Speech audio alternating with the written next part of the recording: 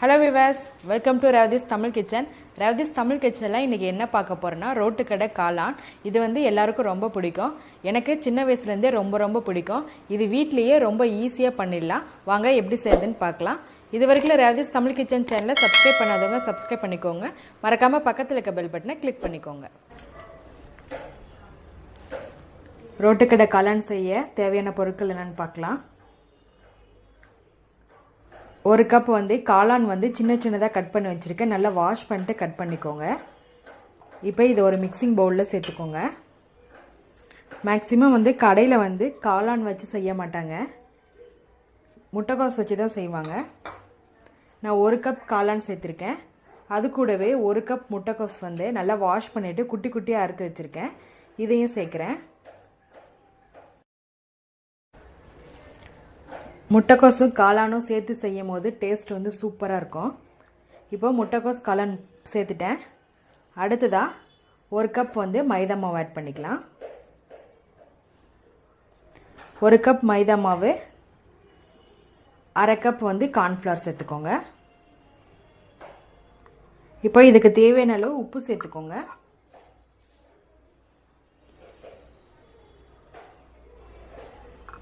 அடுத்ததாக காரத்துக்கு red chilli powder சேர்த்துக்கோங்க. இப்போ இதெல்லாம் சேர்த்து நல்லா மிக்ஸ் பண்ணி விடுங்க.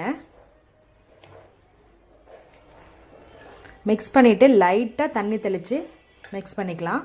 ஃபஸ்ட்டு தண்ணி சேர்த்துட்டோமா ரொம்ப தண்ணி மாதிரி ஆகிடும். முட்டைக்கோஸ்லி காளானில் இருக்க ஈரப்பதம் எல்லாம் ஒட்டின பிறகு லாஸ்ட்டாக தண்ணி சேர்த்துக்கலாம்.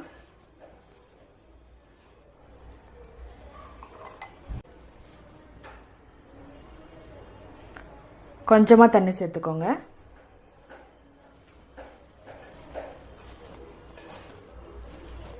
உங்களுக்கு நல்ல கலர் வேணுன்னா கொஞ்சமாக ஃபுட் கலர் கூட ஆட் பண்ணிக்கலாம். பாருங்கள், தண்ணி சேர்த்து மிக்ஸ் பண்ணிட்டேன். இந்த பதத்துக்கு மிக்ஸ் பண்ணி எடுத்துக்கோங்க. அவ்வளோதான். அடுத்ததான் நம்ம எண்ணெயில் போட்டு பொரிச்சு எடுத்துக்கலாம்.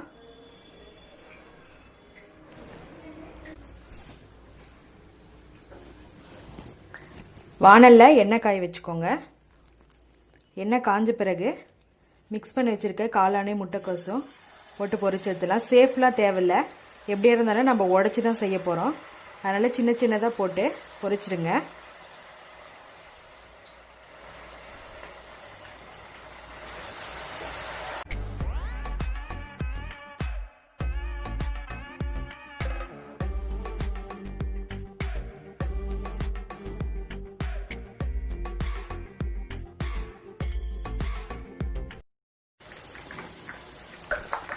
ஒன் சைடு வெந்த பிறகு நல்லா திருப்பி போடுங்க. நல்லா மொறுமொறுன்னு வரணும்.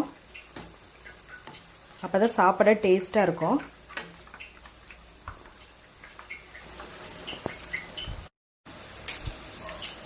நம்மளோட காளான் நல்லா பொரிஞ்சு மொறுமொறுன்னு வந்துருச்சு. இப்போது எண்ணெயை ட்ரை பண்ணிவிட்டு பிளேட்டுக்கு மாற்றிடுங்க.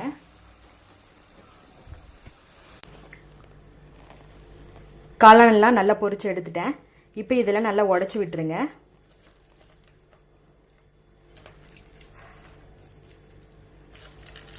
சின்னதாக உடச்சி விட்டுருங்க.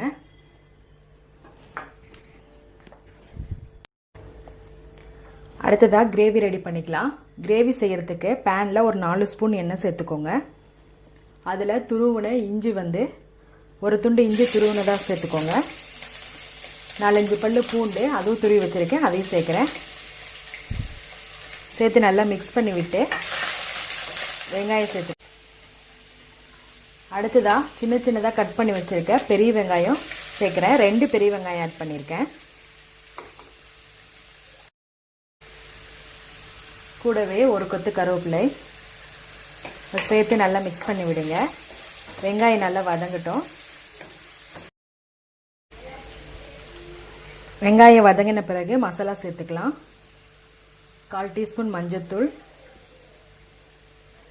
கரம் மசாலா 1 டீஸ்பூன், மிளகாய்த்தூள் 1 டீஸ்பூன் சேர்க்குறேன்.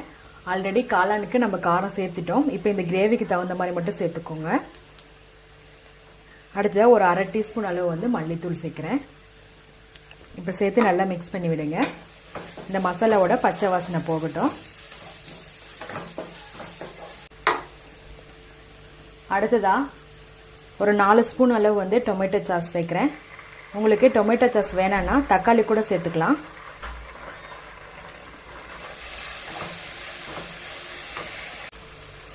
சாஸ் சேர்த்து நல்லா மிக்ஸ் பண்ண பிறகு ஒரு 4 ஸ்பூன் அளவு வந்து கார்ன்ஃப்ளவர் எடுத்திருக்கேன். கார்ன்ஃப்ளவர் சேர்த்து தண்ணியில் மிக்ஸ் பண்ணி வச்சுருக்கேன். இப்போ அதை சேர்க்கலாம். நமக்கு இந்த கிரேவியே கார்ன்ஃப்ளவரில் தான் கிடைக்கும். நல்லா கொதி வரட்டும்.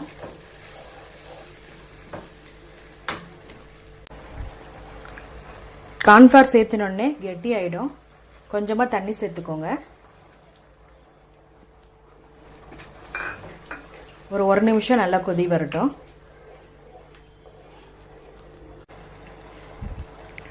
அடுத்ததாக இந்த கிரேவிக்கு தேவையான அளவு மட்டும் உப்பு சேர்த்துக்கலாம். ஏன்னா ஆல்ரெடி நம்ம காளான் பொரிக்கும் போதே போட்டுட்டோம்.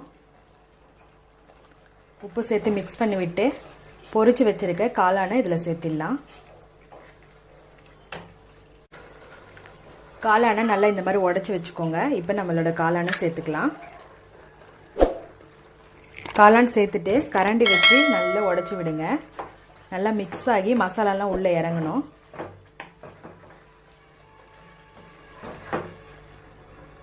கிரேவியோட டேஸ்ட் எல்லாம் காளானுக்குள்ளே இறங்கணும். காளான்லாம் நல்லா உடச்சி விட்டுட்டேன். இப்போது நம்மளோட காளான் ரெடி ஆகிடுச்சு. அடுப்பை ஆஃப் பண்ணிவிடுங்க. ஆஃப் பண்ணிவிட்டு இன்னும் டேஸ்ட்டு கொடுக்க கட் பண்ண வெங்காயம் கொஞ்சம் சேர்த்துக்கலாம். மேலே மல்லி இலை கொஞ்சம் சேர்த்துக்கலாம். செம்ம டேஸ்டான எனக்கு ரொம்ப ரொம்ப பிடிச்ச ரோட்டு கடை காளான் ரெடி ஆகிடுச்சு.